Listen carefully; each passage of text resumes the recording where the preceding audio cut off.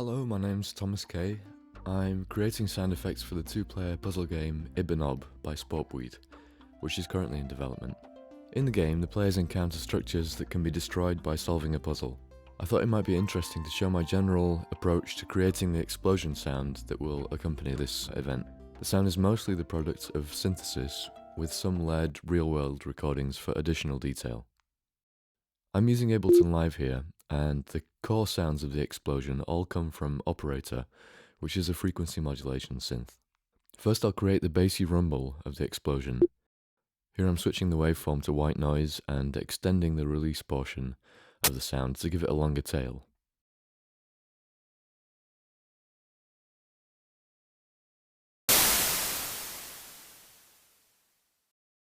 I add an EQ to let only the bass part of the signal through.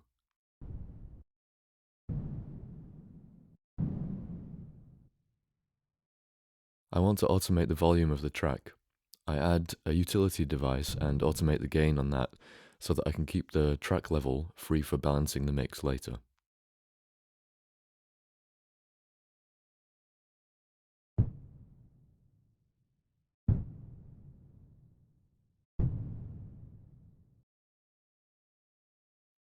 Here I'm automating the cutoff of the low-pass filter.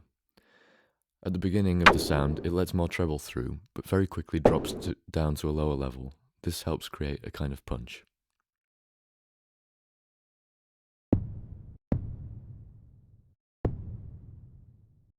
A saturator is added in front of the EQ to see how that sounds. Next, the track is duplicated. This new version will be used to create a more trebly noise component. The EQ is modified so that the cutoff point is much higher.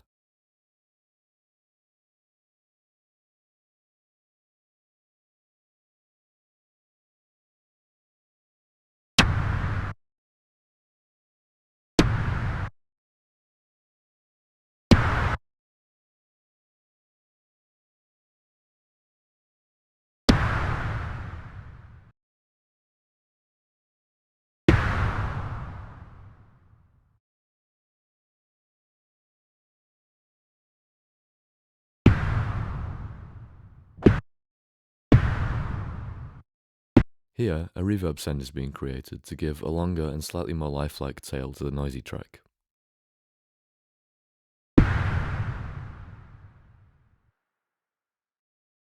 A third copy is made. This track will supply a high-pitched, squeaky kind of zap sound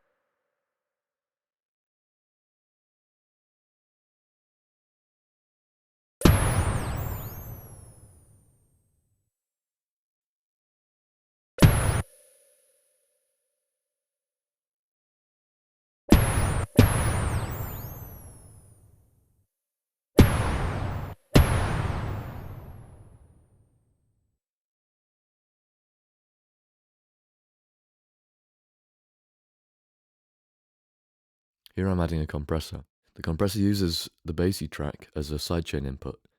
This means that when the bassy part sounds, the level of the zap track will automatically be reduced. The overall psychoacoustic effect will be the suggestion that the bass rumble is so loud that it's triggered your ear's natural reflex to attenuate very loud noises.